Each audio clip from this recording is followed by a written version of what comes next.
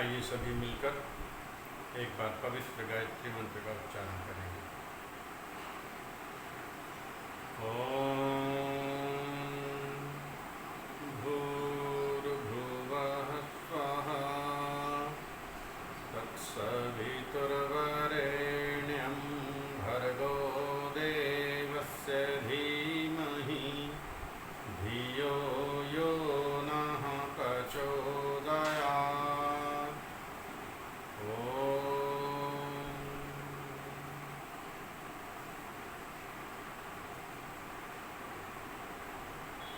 संध्या क्यों और कैसे, अर्थात हम उस परम पिता परमात्मा की उपासना किस प्रकार करें, क्यों करें, क्या उसकी लाभ और हानियाँ हैं, इन सब पर हम विचार कर रहे हैं।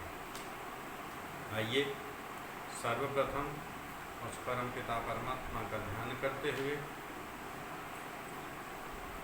ईश्वर से हम प्रार्थना करें कि वह परमेश्वर हमें श्रेष्ठ मार्ग की ओर प्रेरित करता रहे और हम एक गीत के माध्यम से ईश्वर से प्रार्थना करें। ओम सुख कंद से सच्चिदानंद से याचना है, श्रेय पथ पर चलूं कामना है।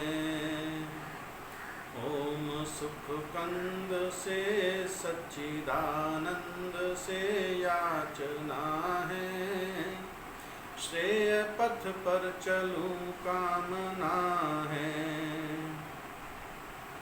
कृत कर्मों की जब याद आती, आँखें हैं अश्रुधारा बहाती।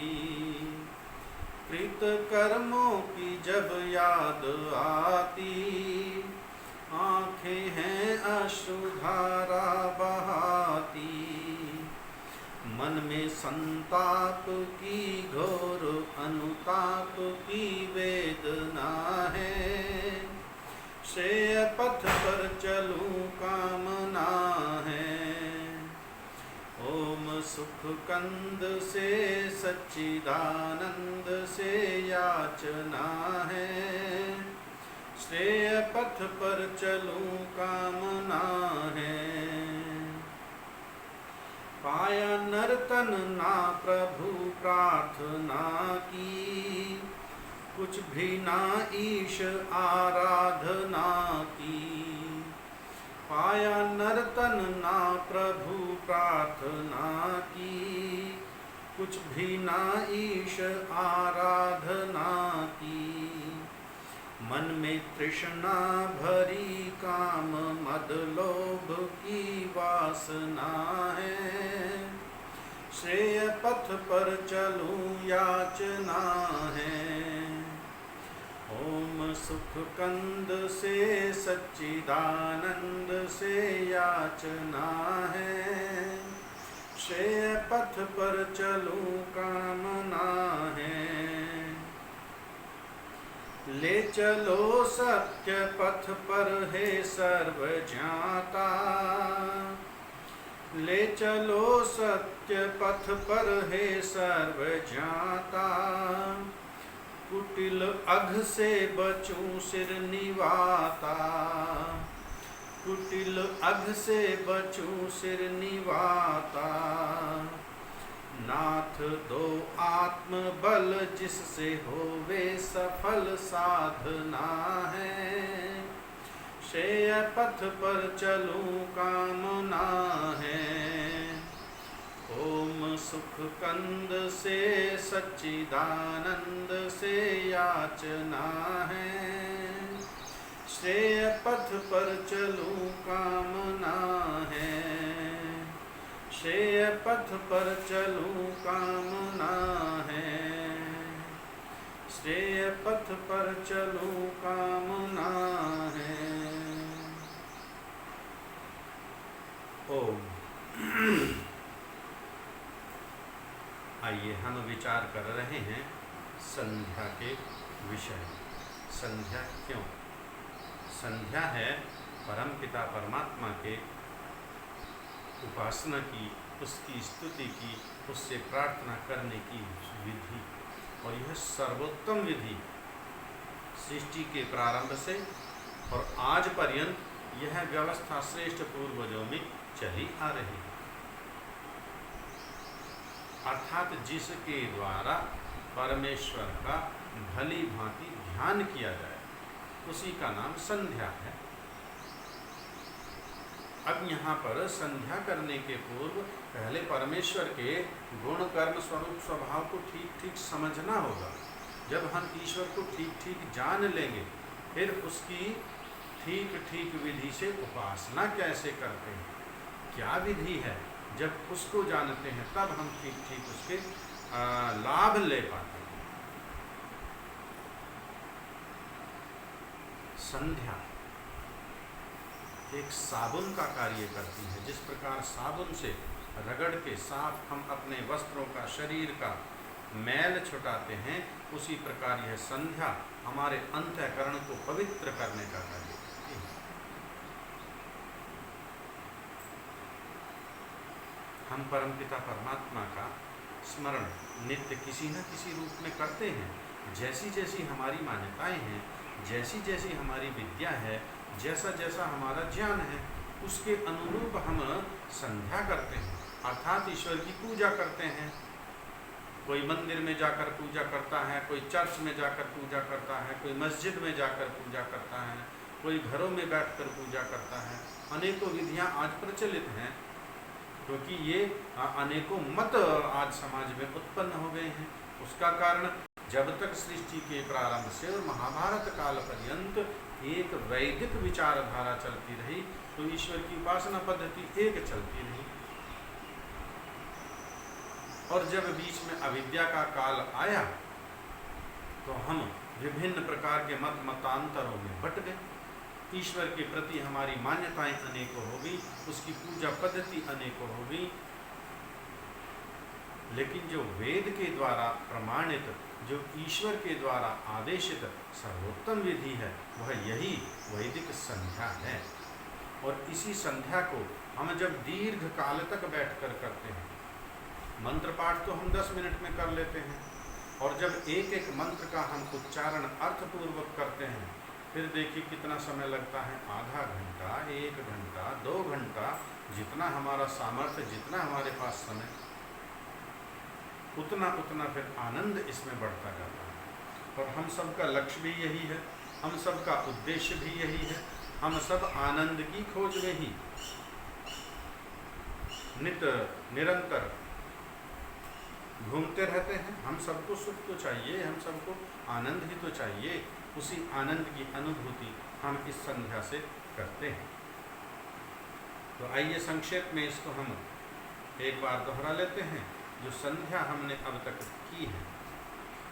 सर्वप्रथम गायत्री मंत्र से शिखाबंधन करते हैं और अपने चित्त की वृत्तियों को एकाग्र करने का हम प्रयास करते हैं।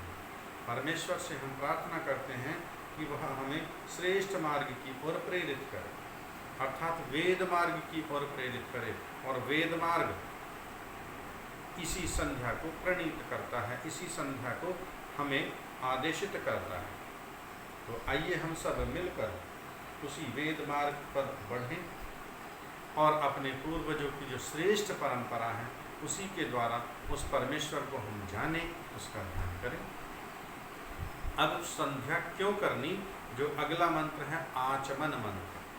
आचमन 2 शब्दों से मिलकर बना, आ प्लस चमन। चमन का अर्थ संकल्प लेना, प्रतिज्ञा करना, और आ अर्थात सब ओर से, सब प्रकार से, शरीर से, मन से, वाणी से, तीनों प्रकार से मैं दृढ़ संकल्पित हूँ, प्रतिज्ञा कर रहा हूँ, संकल्प ले रहा हूँ। क्या संकल्प? कि संसार के समस्त ऐश्वर्य मुझे चाहिए, संसार के समस्त सुख मुझे चाहिए। और जब इस शरीर को मैं त्याग दूँ, छोड़ दूँ, तो परमपिता परमात्मा के मुक्ति सुख को मैं प्राप्त कर लूँ। ये हमारे जीवन का लक्ष्य। जो सांसारिक सुख है इसको कहते हैं अभीष्टि, जो अभी इसी जीवन में मुझे चाहिए, इसको हम कहते हैं अभ्युदय। और निश्रेयस जो नितांत आवश्यक है, जिसके लिए शरीर मिला, जिसके लिए बार बार हम जन्म मरण के बंधन में पड़ते हैं, वह नितांत आवश्यक मुक्ति सुख है, वह हम सबको प्राप्त करना ही करना है। यह हमारी बाध्यता भी है, यह हमारे लिए अनिवार्य है। ऐसा नहीं कि मुझे मुक्ति सुख नहीं चाहिए, नहीं, सभी को चाहिए, और यह अनिवार्यता भी है। और अनिवार्यता तब होगी जब हम लक्ष्य की ओर बढ़ेंगे।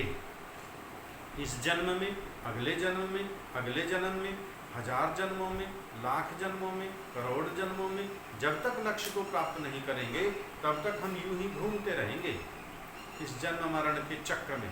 और इस जन्म मरण के चक्र में कोई नहीं फंसना चाहता, सभी इससे छूटना चाहते हैं। दुख कोई नहीं चाहता, सब सुख चाहते हैं, सब आनंद चाहते हैं। तो आइए उसी सुख और उसी आनंद के लिए हम प्रयत्न करें। उन लक्ष्य को किस प्रकार प्राप्त करें?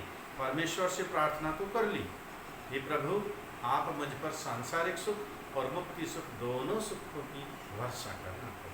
लेकिन कैसे?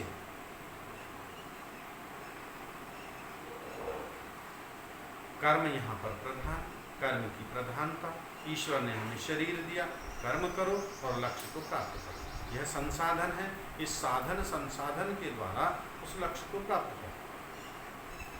इस साधन का हमने निरीक्षण परीक्षण किया अंग स्पर्श और मार्जन मंत्रों में। कहीं मेरी इंद्रियों में किसी प्रकार का कोई दोष तो नहीं, कोई त्रुटि तो नहीं। फिर प्राणायाम मंत्र के द्वारा मन को एकाग्र करने का प्रयत्न किया, मन को आत्मा के साथ बांधने का प्रयत्न किया। अघमर्षण के मंत्रों में उस परमपिता परमात्मा का हमने ध्यान किया, उसकी शक्ति का, उसके सामर्थ्य का निरीक्षण परीक्षण किया। हमें पता चला हमारा अस्तित्व तो कहीं है ही नहीं। यह सारा ब्रह्मांड, यह सारी सृष्टि, हमारा यह संपूर्ण शरीर उस परमपिता परमात्मा के द्वारा बनाया गया है। इस सृष्टि में पृथ्वी लोक पर, अंतरिक्ष लोक पर, द्यूलोक पर जितने भी पदार्थ हैं वह सब उस ईश्वर के रचे, उस ईश्वर के बनाए, उस ईश्वर के टिकाए, उस ईश्वर के ही धारण किए हुए हैं। हमारे पास जितनी बल, बुद्धि, विद्या, सामर्थ्य, वह सब परमपिता परमात्मा का दिया हुआ है। फिर हमें किस बात का अहंकार है? अपनी बुद्धि का, अपने धन का, अपने यश का, अपने रूप का, अपने सौंदर्य का। किस प्रकार का अहंकार? क्या है हमारा? कुछ भी तो नहीं है। और जब सारा है ईश्वर का, फिर हम क्यों अहंकार में कोई पाप कर्म करें, कोई दुष्कर्म करें? उन कर्मों से, हम पाप कर्मों से बचते रहें। इसलिए इन मंत्रों का नाम दिया अघमर्षण मंत्र, पाप निवारण। अघ कहते हैं पाप को, मर्षण कहते हैं मसलना, रगड़ना। पाप को रगड़ रगड़ करके साफ कर देते हैं। अर्थात मेरा अपना कोई अस्तित्व नहीं, ईश्वर के बिना ना मैं देख सकता, न सुन सकता, न बोल सकता, न चल सकता, न किसी पदार्थ का ज्ञान प्राप्त कर सकता। यह सारा ज्ञान ईश्वर का। अब हम अपने चारों ओर निरीक्षण परीक्षण करते हैं, परमेश्वर की उपस्थिति को, उसकी सार्वभौमिकता को, उसकी सर्वव्यापकता को देखते हैं। जिस दिशा में मैं अपने मन को ले जाता हूँ, पूर्व की दिशा, पश्चिम की दिशा, दक्षिण की दिशा, उत्तर की दिशा, ऊपर की दिशा, नीचे की दिशा, जिस जिस दिशा में अपने मन को ले जाता हूँ, अर्थात जिस जिस दिशा के विषय में मैं सोचता हूँ, विचार करता हूँ, चिंतन करता हूँ, उस दिशा में परमेश्वर मुझसे पूर्व ही, मेरे मन के जाने के पूर्व ही विद्यमान है। प्रत्येक दिशा में वह मेरी रक्षा कर रहा है। प्रत्येक दिशा का वह अधिपति स्वामी बनकर मेरी रक्षा करता है। अब तक हमने जाना, पूर्व की दिशा में जब हमने चिंतन किया, मनन किया, मानसिक परिभ्रमण किया, जब मन को पूर्व की दिशा की ओर ले करके मैं चला, तो मेरे पहुंचने के पूर्व ही वह परमेश्वर, अग्नि स्वरूप, ज्ञान स्वरूप ईश्वर मुझसे पूर्व ही पूर्व दिशा का अधिपति स्वामी बनकर विद्यमान था। और वह सूर्य की किरणों के द्वारा मेरी सतत रक्षा कर रहा है। जिस प्रकार सूर्य की किरणें अंधकार को भेद कर प्रकाश चारों ओर फैलाती हैं, उसी प्रकार उस अग्नि स्वरूप परमेश्वर की ज्ञान स्वरूप किरणें मेरे अज्ञान रूपी अंधकार को दूर करके मेरे अंतर्मन को प्रकाशित करती है। इस प्रकार वह परम पिता परमात्मा मेरी रक्षा करता है। दक्षिण की दिशा में जब मन को ले जा करके मैंने देखा तो वह परम पिता परमात्मा इंद्र, समस्त ऐश्वर्यों का स्वामी, समस्त ऐश्वर्यों को मुझे देने के लिए दक्षिण दिशा का अधिपति स्वामी बनकर मुझसे पूर्व ही विद्यमान था।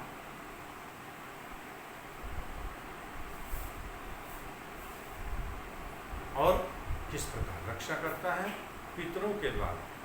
जितने भी मेरे पितर हैं जो जीवित, माता पिता, गुरु, आचार्य, विद्वान, वैज्ञानिक, डॉक्टर, साइंटिस्ट, ये सब हमारे पितर हैं। ये सब हमारी रक्षा करते हैं किसी न किसी रूप में।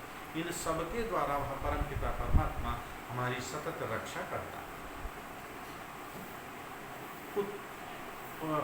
प्रतीची पश्चिम की दिशा में जब मन को ले जा करके मैंने देखा तो वह परमेश्वर वरुण, अत्यंत श्रेष्ठ, सर्वोत्तम, ग्रहण करने योग्य, वर्णीय, उत्कृष्ट परमेश्वर पश्चिम दिशा का स्वामी अधिपति बनकर मेरी रक्षा कर रहा है।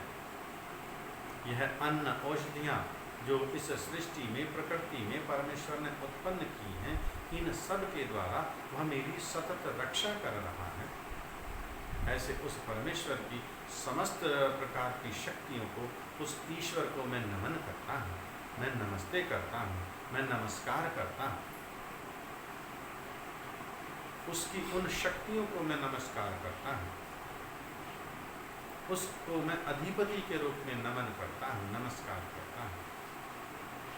जो कोई भी व्यक्ति मुझसे किसी प्रकार का द्वेष करता है, ईर्ष्या करता है, वैर करता है, अपनी अविद्या के कारण, अपनी अज्ञानता के कारण, अथवा मैं भी यदि किसी से अपनी अज्ञानता के कारण, अल्पज्ञता के कारण वैर करता हूँ, द्वेष करता हूँ, तो अपने द्वेष को, उसके द्वेष को परमेश्वर की न्याय व्यवस्था के अर्पित करता हूँ। वह परमेश्वर न्यायकारी है, वह परमेश्वर सबका न्याय करता है, वह परमेश्वर दुष्टों को दंड देता है, वह परमेश्वर सज्जनों की रक्षा करता है। मैं भी अपने सभी पाप पुण्य के कर्मों को उस परमेश्वर की न्याय व्यवस्था के अर्पित करता हूँ। अब हम मन को उत्तर दिशा की ओर ले जाकर देखते हैं। उत्तर दिशा में जब मन को ले जाते हैं तब वह परम पिता परमात्मा अत्यंत शांत, सरल, संसार की रचना करने वाला सोम के रूप में विद्यमान है। आइए मंत्र का एक बार अवलोकन करते हैं। ओम उदीची दिक्सोमोधिपति स्वजो रक्षिता तानिऋषवा तेभ्यो नमोधिपतिभ्यो नमो रक्षितृभ्यो नमईशुभ्यो नमयेभ्यो अस्तु। योऽस्मान्द्वेष्टियं वयं विष्णुस्तं वोजं भेदद्मः।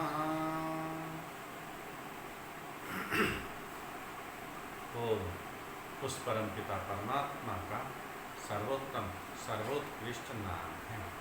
हे सर्वरक्षक, हे सर्वव्यापक, हे सच्चिदानंद स्वरूप प्रभु, जब मैं अपने मन को उत्तर दिशा की ओर ले जाता हूँ, मैं देखता हूँ कि मेरे मन के पहुँचने के पूर्व ही आप उत्तर दिशा के अधिपति स्वामी मेरे रक्षक बनकर विद्यमान हैं। आप सोम के रूप में इस समस्त ब्रह्मांड की रचना करने वाले, इस समस्त संसार को बनाने वाले, इस समस्त संसार के अधिपति, इस समस्त ब्रह्मांड के स्वामी हो। आप उत्तर दिशा के स्वामी बनकर, मेरे अधिपति बनकर, मेरे रक्षक बनकर मेरी नेत रक्षा कर रहे हैं। किस रूप में रक्षा कर रहा है परमेश्वर? स्वजो। अब ये देखिए एक शब्द आया यहाँ पर स्वज। संध्या के मंत्रों में हमारे ऐसे हजारों प्रकार के प्रश्न, शंकाएं, सबका समाधान होता रहता है। स्वजः कहते हैं जो अच्छे प्रकार से, जो भली प्रकार से अजन्मा है, अर्थात वह शरीर धारण ही नहीं करता है। यह वेद का मंत्र है, यह ईश्वर का वचन है, किसी व्यक्ति का कथन नहीं। ईश्वर के विषय में यदि हमें कोई जानकारी चाहिए तो हम ईश्वर से ही जानकारी प्राप्त करें। और ईश्वर स्वयं हमें यहाँ पर बता रहा है कि उसका स्वरूप कैसा है। स्वजः अर्थात वह कभी जन्म नहीं लेता, वह कभी शरीर धारण नहीं करता, वह कभी शरीर के बंधन में नहीं बंधता, वह हमेशा शरीर रहित अर्थात निराकार है। हमने अपनी अविद्या के कारण, अज्ञानता के कारण ईश्वर के अनेकों प्रकार के स्वरूप बना लिए। शिव के रूप में, विष्णु के रूप में, लक्ष्मी के रूप में, गणेश के रूप में, और सबका कोई ना कोई रूप है, सबका अपना अपना आकार है, सबका अपना अपना बनावट है, सबके अपने अपने अस्त्र शस्त्र हैं। किसी के पास गदा है, किसी के पास तलवार है, किसी के पास धनुष है, किसी के पास त्रिशूल है, किसी के पास चक्र हैं। यह सब अविद्या के कारण, अज्ञानता के कारण, वेदों के स्वाध्याय के त्याग के कारण हुआ। जब तक सृष्टि के प्रारंभ से और महाभारत काल पर्यंत वैदिक शास्त्रों का अध्ययन अध्यापन चलता रहा, तब तक इस राष्ट्र में और इस समस्त भूमंडल पर विद्या का प्रकाश फैलता रहा। और जब से हमने स्वाध्याय और प्रवचन दोनों चीजें बंद कर दिया, शास्त्र कहता है स्वाध्याय प्रवचनम मां प्रमादितव्यम, सप्तार्थ प्रकाश में भी आया है। अर्थात स्वाध्याय और प्रवचन में आलस्य प्रमाद नहीं करना चाहिए। हमने स्वाध्याय छोड़ा, प्रवचन तो स्वतः छूट जाएगा। यदि स्वाध्याय नहीं करेंगे तो प्रवचन किस प्रकार करेंगे? जब तक हम स्वाध्याय नहीं करेंगे तब तक सत्यासत्य का निर्णय कैसे करेंगे? और जब सत्यासत्य का हम स्वयं ज्ञान नहीं कर पाएंगे तो हम उसका प्रचार प्रसार किस प्रकार कर पाएंगे? हम किसको विद्या दे पाएंगे? किसको हम उन सिद्धांतों को बता पाएंगे? अब ये वेद का मंत्र है। यदि हम बचपन से संध्या करते आते हैं, उसके अर्थ को हम जान जाते हैं, तो हम इस स्वजा को भी अच्छी प्रकार जानते हैं। हम दृढ़ता पूर्वक कह सकते हैं, हम दूसरों को प्रमाण दे सकते हैं वेद के कि ईश्वर स्वजा है, ईश्वर अजन्मा है, ईश्वर शरीर धारण नहीं करता। अपनी लोगों की मान्यताएं हैं कि ईश्वर निराकार भी है, ईश्वर साकार भी है। दुष्ट लोगों को दंड देने के लिए, राक्षसों का विनाश करने के लिए ईश्वर शरीर धारण करता है। यदा यदा हि धर्मस्य ग्लानिर्भवति भारतः अभ्युत्थानमधर्मस्य तदात्मानं सृजाम्यहम्। गीता के श्लोक का उदाहरण देते हैं लोग, और सत्यार्थ प्रकाश में भी यह आया है। सत्यार्थ प्रकाश में तो ऐसा कोई विषय नहीं छूट रहा जो हमारे दैनिक जीवन में ना आता हो, जो हमारी शंकाओं का समाधान ना करता हो। लेकिन इसी का समाधान ऋषि दयानंद ने किया कि श्री कृष्ण ईश्वर नहीं है, और उनकी यह भावना है। अपनी भावना हो सकती है, मेरी अपनी भावना हो सकती है, आपकी अपनी भावना हो सकती है। जब जब मैं शरीर धारण करूं तब तब मैं मनुष्य बनूं और इसी भारतवर्ष में पैदा हों और इन्हीं वेद विद्या को मैं अध्ययन करूं, इसी वेद विद्या का मैं प्रचार प्रसार करूं। ये अपनी अपनी भावना हो सकती है। तो श्री कृष्ण की भी अपनी भावना है कि जब जब दुष्टों का संहार, दुष्टों का वर्चस्व इस भूमि पर बढ़े, तब तक मैं मनुष्य का शरीर धारण करूं, तो तब तक मैं इन दुष्टों का संहार करता रहूं, मैं इन दुष्टों से लड़ता रहूं, मैं वेद का प्रचार प्रसार करता रहूं, मैं वैदिक सिद्धांतों को स्थापित करता रहूं। धर्म संस्थापनार्थ है, कहता है ना, धर्म की स्थापना के हेतु सज्जनों का रक्षक बनकर और दुष्टों का संहार करने के लिए मैं बार बार जन्म लूं। मुझे नहीं चाहिए मुक्ति सुख, मुझे इस प्राणी मात्र का सुख चाहिए। मैं तो इन्हीं के कल्याण के लिए बार बार मनुष्य शरीर धारण करता रहूं और मैं इन्हीं का उपकार करता रहूं, इन्हीं का कल्याण करता रहूं। ईश्वर अजन्मा है, ईश्वर शरीर धारण नहीं करता। वेद का प्रमाण हमारे समक्ष है। संध्या का मंत्र कह रहा है कि उत्तर दिशा का जो स्वामी वह सोम है, वह स्वजा है, वह शरीर धारण नहीं करता और शरीर धारण करने की आवश्यकता भी नहीं है। वेद का मंत्र कहता है, यजुर्वेद का 40वां अध्याय 8वां मंत्र है, सा पर्यगा क्षुक्रमकाय मव्रण मस्नाविरम शुद्धम मपापवे कविर मनीषी परिभूः स्वंभू याथा तथ्यतोरथान यदधाच्छ शाश्वती समाभ्य। वेद का मंत्र कहता है, सामिस वह परिमिस चारों ओर से उस परमपिता परमात्मा ने इस समस्त ब्रह्मांड को, समस्त सृष्टि को चारों ओर से घेरा हुआ है।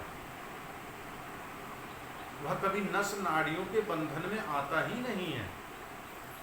हमारा शरीर है, इसमें देखो कितनी अनेकों नसें हैं, नाड़ियां हैं, अस्थियां हैं, त्वचा है।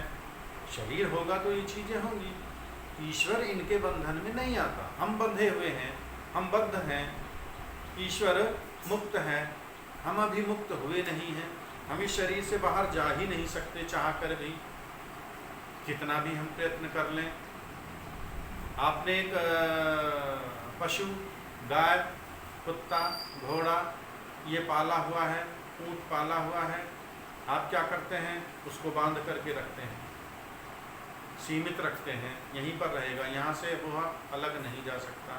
हम भी इसी प्रकार बंधनों में जकड़े हुए हैं, हम भी बंधनों में बंधे हुए हैं, हम शरीर से बाहर निकल ही नहीं सकते। वह परमपिता परमात्मा अजन्मा है, वह नस नाड़ियों के बंधन में नहीं आता, वह नित्य शुद्ध, नित्य बुद्ध, नित्य मुक्त है और हम नित्य मुक्त नहीं, हम मुक्ति के लिए प्रयास कर रहे हैं।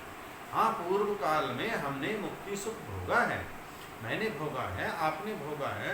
समस्त जो हमारे ये प्राणी जगत है, ऐसा कोई इसमें आत्मा नहीं जिसने मुक्ति सुख ना भोगा हो। अनादि काल से अनंत काल तक की यात्रा है, एक दो बार की सृष्टि थोड़ा ही है। तो हमने न जाने कितनी बार मुक्ति सुख को भोगा है और इसीलिए तो हम सुख के लिए दौड़ते हैं। जिस चीज का हम एक बार आनंद ले चुके हैं, जिस सुख को हम एक बार भोग चुके हैं, बार बार उसी सुख को लेने की इच्छा हमारी बनी रहती है, ये स्वाभाविक है। एक बहुत मधुर सुंदर देशभक्ति का, ईश्वर भक्ति का गीत आपने सुना, वह आपको इतना अच्छा लगा, बार बार बार बार उसी गीत को सुनने का मन करता है। एक बहुत स्वादिष्ट व्यंजन आपने बनाया, आपकी माता ने, पत्नी ने, बहन ने बना करके भोजन दिया, जो आपकी सब्जी बनी बहुत उत्तम, बहुत स्वादिष्ट। बार बार ऐसी सब्जी खाने को मन करेगा, बार बार ऐसी ही खीर खाने का मन करेगा, बार बार ऐसा ही हलवा खाने का मन करेगा, क्योंकि उसका रस लिया है हमने, उसका सुख लिया है हमने। और मुक्ति सुख वो तो इन सब सुखों से ऊपर है, उस सुख को हमने लिया है, इसीलिए उसी सुख की दौड़ में हम हमेशा दौड़ते रहते हैं, भागते रहते हैं। यह सुख मिले, यहाँ से मिले, यहाँ से मिले, वहाँ से मिले, पत्नी से मिले, पुत्री से मिले, पुत्र से मिले, भाई से मिले, माता से मिले, पिता से मिले, गुरु से मिले। प्रकृति में सुख ढूंढते हैं, एसी से वह सुख मिले, कूलर से वह सुख मिले, बड़ा भवन बना उससे यह सुख मिले, बहुत ज़्यादा धन संपत्ति एकत्रित कर लूँ उससे यह सुख मिले। किंतु प्रकृति में और प्रकृति के बने पदार्थों में वह सुख नहीं है। इन प्रकृति के पदार्थों में, इन भौतिक पदार्थों में जो सुख है वह परिवर्तनशील है, यह बदलता रहता है। एसी, कूलर, फ्रिज, इनसे हमें सुख मिलता है। बड़े भवन, मकान, गाड़ी, धन संपत्ति, मान, पद, प्रतिष्ठा, इनसे सुख मिलता है, किंतु यह सुख बदलता रहता है। और इस सुख के साथ 4 दुख भी अनिवार्य मिलते हैं। यदि प्रकृति का सुख लेने का हम प्रयास करेंगे तो इसके विषय में 4 दुख अनिवार्य हैं। इन 4 दुखों के विषय में जो आप जानते हैं अच्छा है, जो नहीं जानते हैं व्हाट्सएप पर मुझसे प्रश्न कर लेंगे तो वहाँ पर उनके मैं उत्तर देंगे। और जो ईश्वर का सुख है उसे कहते हैं हम आनंद, और इसलिए ईश्वर आनंद स्वरूप, इसलिए वह सच्चिदानंद स्वरूप। वह आनंद कभी बदलता ही नहीं, कभी कम ही नहीं होता। इसलिए हम उस मुक्ति सुख की प्राप्ति के लिए प्रयत्न करें, उसका जो लक्ष्य है हम वह निर्धारित करें। ईश्वर के स्वरूप को ठीक ठीक हम जाने कि ईश्वर स्वजः है, वह तो निराकार है, वह शरीर धारण करता ही नहीं, ना उसको शरीर धारण करने की आवश्यकता। उसका सामर्थ्य इतना बड़ा, उसकी शक्ति इतनी बड़ी, उसकी विद्या इतनी बड़ी, काहे को शरीर धारण करेगा। शरीर धारण हम करते हैं भोग भोगने के लिए और कर्म करने के लिए। हमें कर्म करने के लिए शरीर दिया, भोगायतनम शरीरः, भोग भोगने के लिए शरीर, और शरीर माध्यम खलु धर्म साधनम। प्रत्येक प्रकार का कर्म करने के लिए यह शरीर चाहिए। लेकिन ईश्वर को शरीर थोड़े चाहिए। मुक्ति में जब हम जाते हैं तो क्या वहाँ शरीर रहता है? नहीं रहता है। ईश्वर के सामर्थ्य से ही सारे सुखों को भोग लेते हैं, बिना शरीर के ही सारे सुखों को भोग लेते हैं, बिना शरीर के ही गति कर लेते हैं। चंद्रमा पर गए, सूर्य पर चल गए, दूसरे ग्रह नक्षत्रों में चले गए, समुद्र की गहराइयों में चले गए, बिना शरीर के चले जाते हैं। ईश्वर का सामर्थ्य है, उसकी शक्ति है। जब वो अपने सामर्थ्य, अपनी शक्ति से हम सबको निर्बाध गति प्रदान कर सकता है, हम सबको आनंद दे सकता है, क्या वह छोटे छोटे दुष्टों का संहार बिना शरीर के नहीं कर सकता? एक क्षण मात्र में कर सकता है। इतने बड़े ब्रह्मांड की रचना ईश्वर क्या शरीर धारण करके करता है? बिना शरीर की रचना करता है, और बिना शरीर के ही समस्त ब्रह्मांड का प्रलय करता है। फिर वह शरीर धारण क्यों करेगा? छोटे छोटे जीवों का वध करने के लिए, जिसका इतना बड़ा सामर्थ्य हो। सूर्य किसने बनाया? ईश्वर ने। चंद्रमा किसने बनाया? ईश्वर ने। पृथ्वी किसने बनाई? ईश्वर ने। और इन दुष्टों के शरीर किसने बनाए? ईश्वर ने। तो क्या इनका वह विनाश नहीं कर सकता? कर सकता है। इसलिए ईश्वर के हम सत्य स्वरूप को जाने। हे परमेश्वर, आप तो स्वजः हो, आप तो कभी शरीर धारण ही नहीं करते।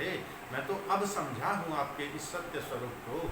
हे प्रभु, आपकी बहुत बहुत मुझ पर कृपा, आपने मुझे अपने सत्य स्वरूप का ज्ञान कराया।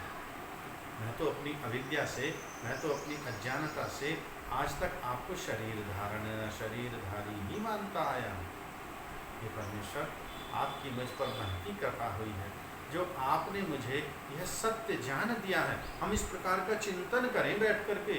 वह संध्या है, हम संध्या कर रहे हैं, संध्या के मंत्रों का पाठ कर रहे हैं, एक एक शब्द का हम उच्चारण करते रहें, एक एक शब्द पर हम चिंतन करते रहें। हे परमेश्वर, आपका कैसा पवित्र स्वरूप है। मैं अब तक कहाँ अविद्या में खोया रहा, मैं अब तक कहाँ अज्ञानता में खोया रहा। मैं आपके सत्य स्वरूप को जान ही नहीं पाया। आपका स्वरूप तो कैसा है और मैं उसको कैसा स्वरूप मान रहा था। आप शरीरधारी हो ही नहीं सकते। आज तक मैंने जिस जिस को ईश्वर मानकर पूजा, जिस जिस की ईश्वर स्तुति प्रार्थना की, वह सब तो मेरा निरर्थक गया, क्योंकि मैं आपके स्वरूप से अनभिज्ञ रहा। यह है स्वजः, रक्षिता,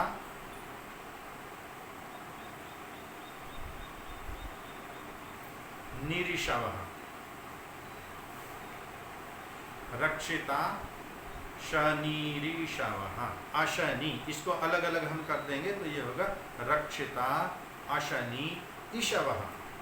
वह परमेश्वर कैसा है? स्वजा है, अजन्मा है, शरीर धारण नहीं करता, रक्षा कर रहा है। किस प्रकार रक्षा करता है? अशनि, अशनि कहते हैं विद्युत को, बिजली को, और ईशवा बाण, अर्थात यह जो विद्युत है, यह जो बिजली है, यह बाण के समान हमारी रक्षा करती है। अब किस प्रकार रक्षा करती है?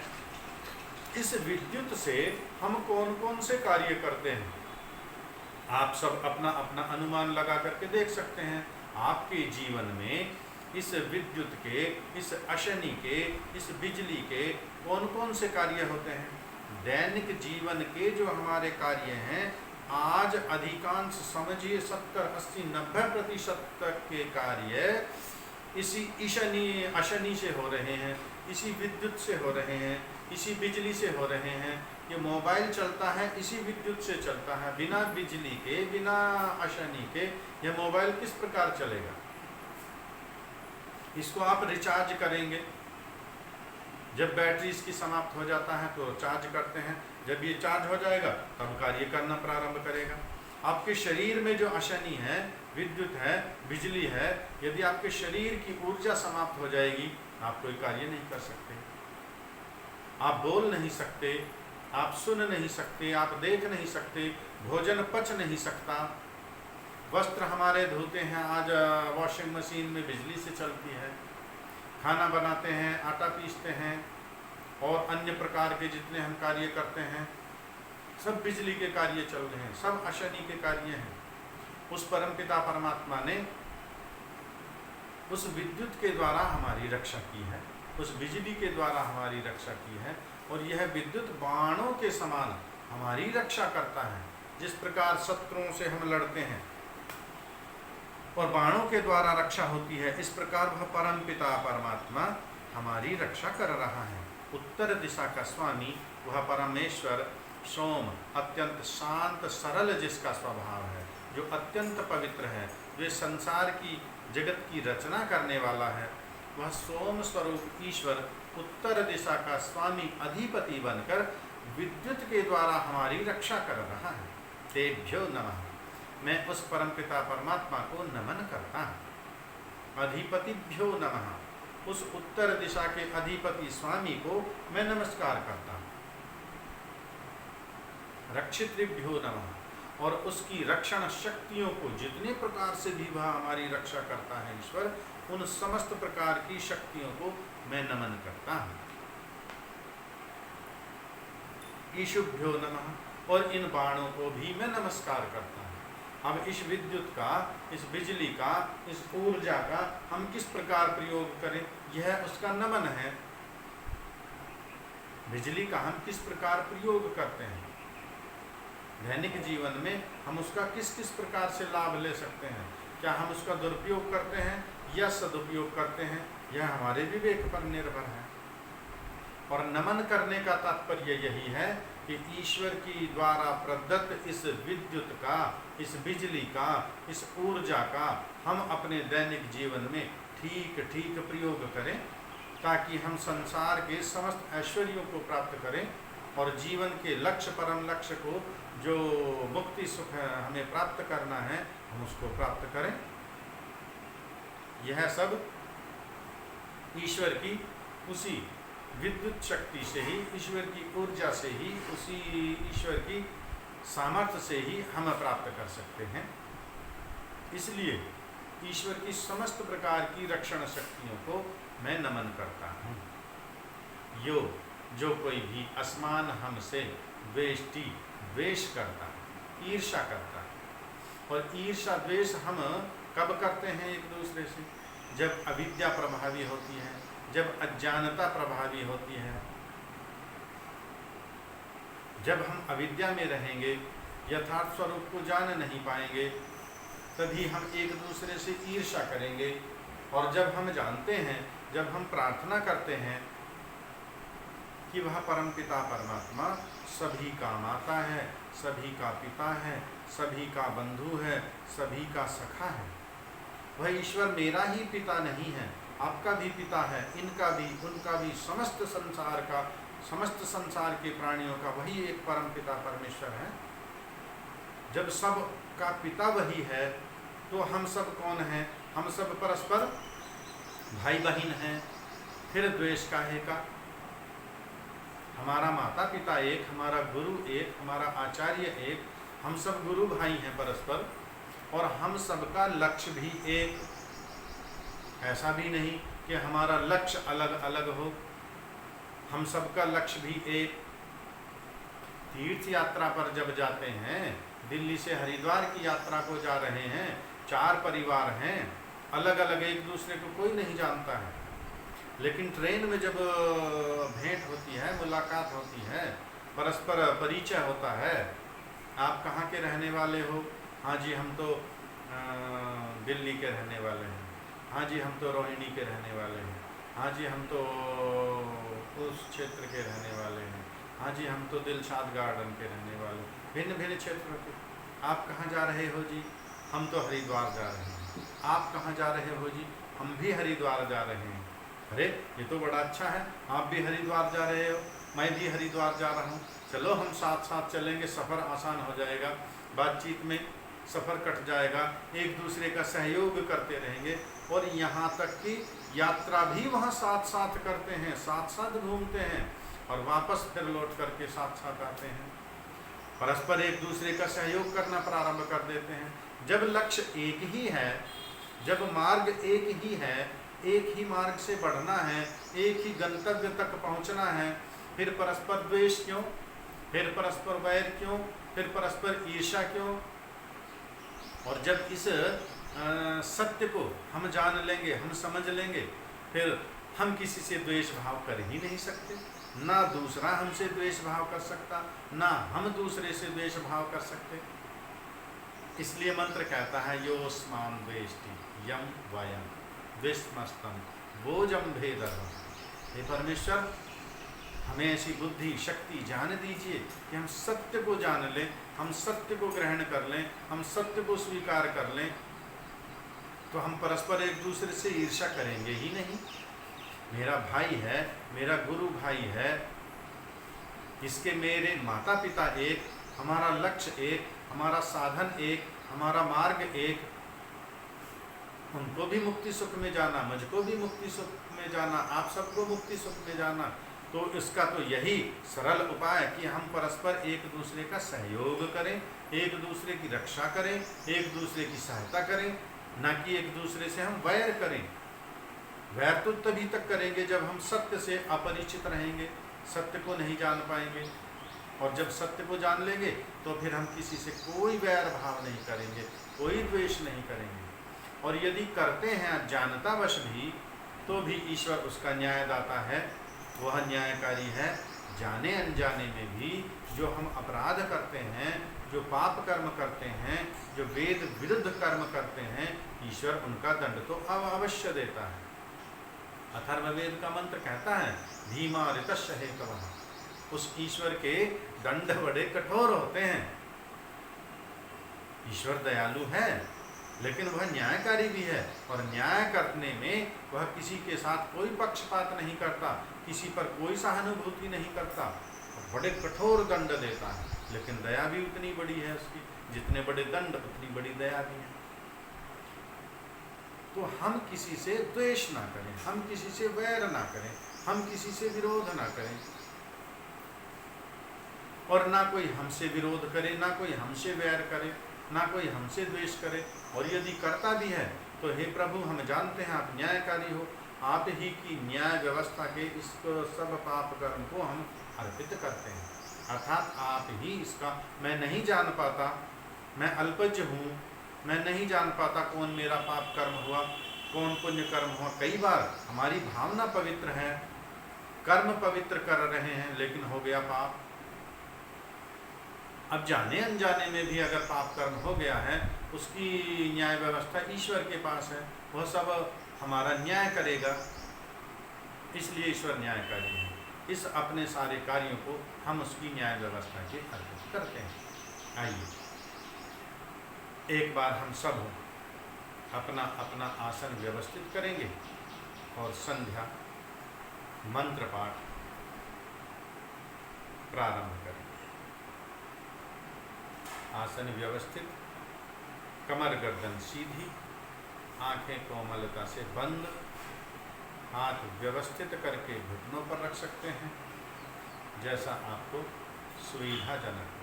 कई बार ऐसा होता है जब शरीर में कोई रोग हो, कोई दोष हो, या आसन ही ना लगा पाएं, घुटने ही ना मुड़ पाएं, तब क्या करें कि मैं तो बैठ ही नहीं पाता, मैं तो संध्या कर ही नहीं पाता। आप कुर्सी पर बैठ सकते हैं, कमर गर्दन सीधी रहे इतना ध्यान रख सकते हैं।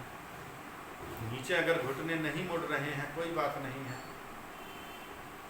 कई बार हम रोगग्रस्त हो जाते हैं, फिर बैठने में भी असमर्थ हो जाते हैं, फिर हम लेट कर के भी मंत्र पाठ कर सकते हैं। किसी भी स्थिति में संध्या से हम हट नहीं सकते। अच्छा तो यही है, हम स्नान आदि करके और व्यवस्थित आसन लगा करके बैठ करके ही हम संध्या करें। विशेष परिस्थितियों में, बीमारी की परिस्थितियों में, या आप यात्रा कर रहे हैं, हमने कई बार ट्रेनों में संध्याएं की हैं, तो वहीं जब संध्या समय हो गया तो आप बैठ सकते हैं, व्यवस्थित आसन लगा करके बैठिए। आसन नहीं लगा पा रहे हैं और ट्रेन में बहुत ज़्यादा भीड़ है, कई बार आपको सीट ही नहीं मिली ट्रेन में, आप खड़े ही हैं और सफ़र लंबा है, कई घंटे अभी लगेंगे, पूरी रात का सफ़र लगेगा, 4 घंटे का, 3 घंटे का सफ़र लगेगा, और आप खड़े ही हैं ट्रेन में, तब क्या करेंगे? क्या संध्या ना करें? अवश्य करेंगे, क्योंकि आपका मन तो स्वतंत्र है। आप खड़े खड़े आप उस परमेश्वर का ध्यान करते हुए मंत्र पाठ तो अवश्य करेंगे ही करेंगे। घरों में है, व्यवस्थित आसन है, तो फिर इसके मंत्र के साथ साथ अर्थ का चिंतन कितना भी कर सकते हैं। आइए एक बार सभी हम मंत्र पाठ प्रारंभ करते हैं। आसन व्यवस्थित, कमर गर्दन सीधी, आंखें कोमलता से बंद। 3-3 प्राणायाम करेंगे। बाह्य प्राणायाम, अंदर का श्वास जितना भी है उस सब श्वास को बाहर छोड़ देंगे और बाहर ही रोक देना।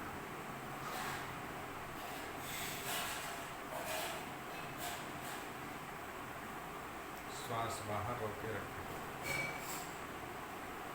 आंखें बंद, मन में कौन सा घबराहट होने पर श्वास धीरे धीरे अंदर,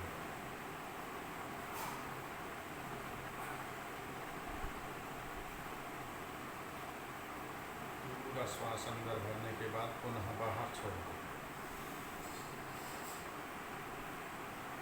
बाहर रोके रखें।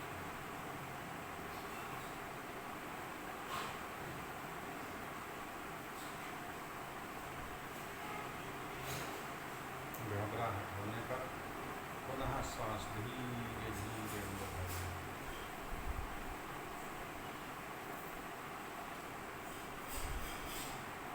पूरा श्वास अंदर भरने के पश्चात पुनः बाहर छोड़ दें।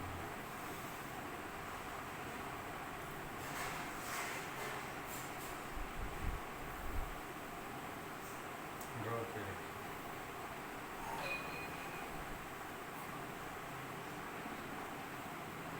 घबराहट होने पर पुनः श्वास अंदर भरें।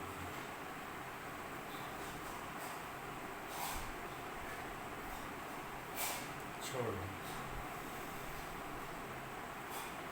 सामान्य श्वास प्रश्वास। परमेश्वर से प्रार्थना कीजिए, हे परमपिता परमात्मा, मैंने यह आसन लगाया है आपकी शक्ति सामर्थ्य से।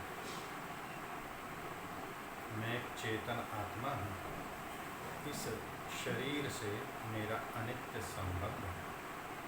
यह शरीर मुझे आपकी कृपा स्वरूप, दया स्वरूप अपने लक्ष्य की प्राप्ति के लिए मिला है। मेरी समस्त इंद्रियां मेरे नियंत्रण में हो प्रभु, ऐसी मुझे शक्ति सामर्थ्य मिली। मेरा मन एकाग्र हो प्रभु, ताकि मैं आपका ध्यान कर पाऊँ, आपका चिंतन कर पाऊँ। हे परमेश्वर, मैं वेद मंत्रों के द्वारा आपका ध्यान करना चाहता हूँ। आपकी उपस्थिति में उपस्थित होकर मैं इस कार्य को करना चाहता हूँ। मुझे शक्ति दीजिए, सामर्थ्य दीजिए, मेरा मन एकाग्र होकर। ओम। अथ वैदिक संध्या। ओम भूर्भुवः स्वः तत्सवितुर्वरेण्यं भर्गो देवस्य धीमहि धियो यो नः प्रचोदयात्। ॐ शन्नो देवीरभिष्टययातो भवन्तु पीतये संयोरभिस्रवन्तु नः। ॐ वाक् वाक् ॐ प्राणः प्राणः ॐ चक्षुः चक्षुः ॐ श्रोत्रं श्रोत्रम् ॐ नाभिः ॐ हृदयम् ॐ कण्ठः ॐ शिरः ॐ बाहुभ्यां यशोबलम् ॐ करतलकरपृष्ठे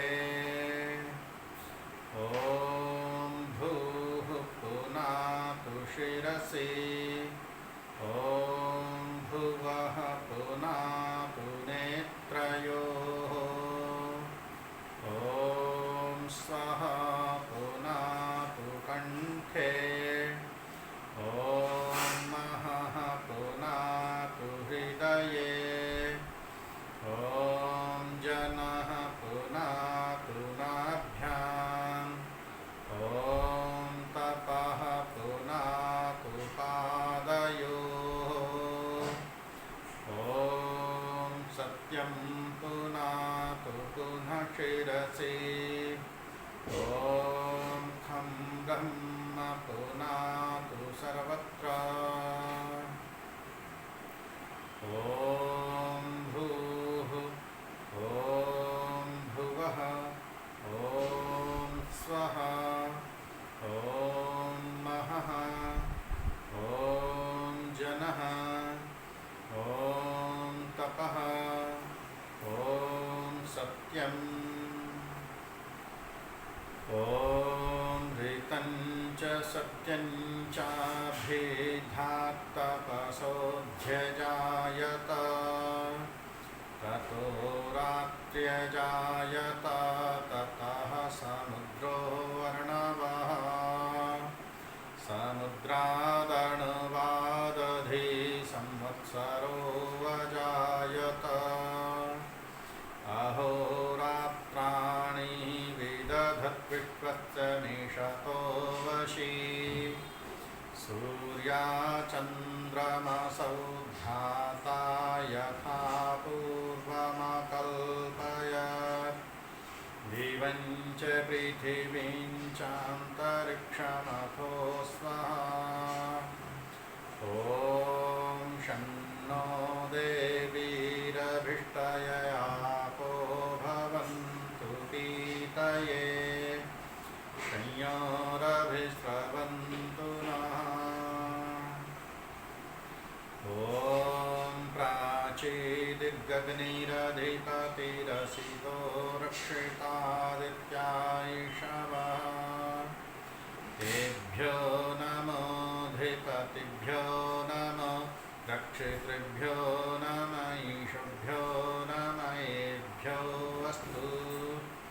योऽस्मान् वेष्टियं वयं पुष्पस्तं वोजं भेदद्मः दक्षिणादिगेन्द्रोऽधिपतिस्थिरश्चिराजि रक्षिता पितरैषवः तेभ्यो नमोऽधिपतिभ्यो नमो रक्षितृभ्यो नम ईशुभ्यो नमयेभ्यो अस्तु।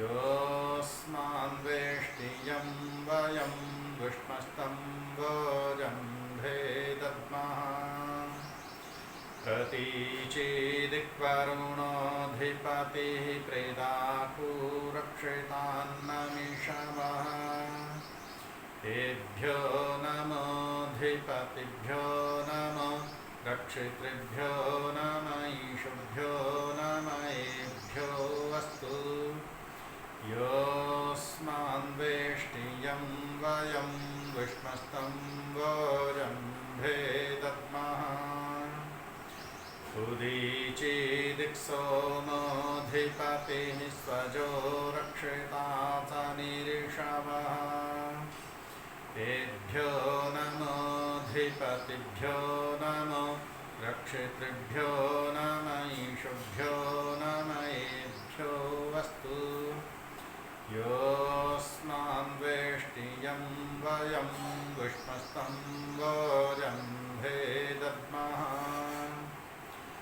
ध्रुवादिक्विष्णुरधिपतिः कल्माषग्रीवो रक्षिता वीरुधैषवः तेभ्यो नमोऽधिपतिभ्यो नमो रक्षितृभ्यो नम ईशुभ्यो नमयेभ्यो अस्तु योऽस्मान्वेष्टियं वयं विष्मस्तं वोजम्भे दद्मः ऊर्ध्वादिबृहस्पतिरधिपतिः श्वित्रो रक्षिता वर्षमिषवः तेभ्यो नमोऽधिपतिभ्यो नमो रक्षितृभ्यो नम ईशुभ्यो नमयेभ्यो अस्तु योऽस्मान्वेष्टियं वयं विष्मस्तं वोजम्भे दद्मः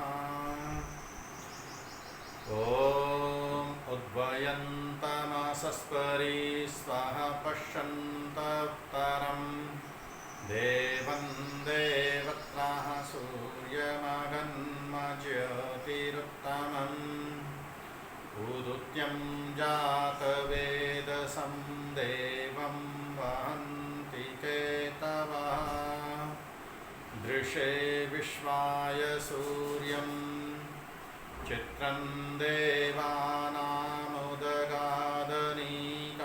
चक्षुर्मित्रस्य वरुणस्याग्नेः आप्राद्यावा पृथिवी अन्तरिक्षं सूर्य आत्मा जगतस्तस्थुषश्च स्वाहा तचक्षुर्देवहितं पुरस्ताच्छुक्रमुच्चरत् पश्येम शरदः शतं जीवेम शरदः शतं शृणुयाम शरदः शतं प्रब्रवाम शरदः शतमदीनाः स्याम शरदः शतं भूयश्च शरदः शता।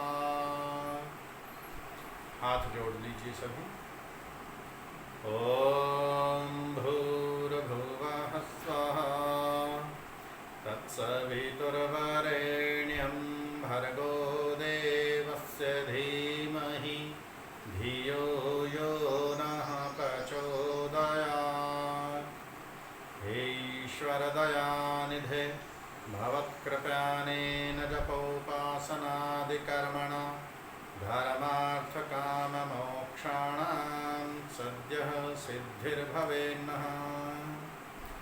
ॐ नमः शम्भवाय च मयोभवाय च नमः शङ्कराय च मयस्कराय च नमः शिवाय च शिवतराय च।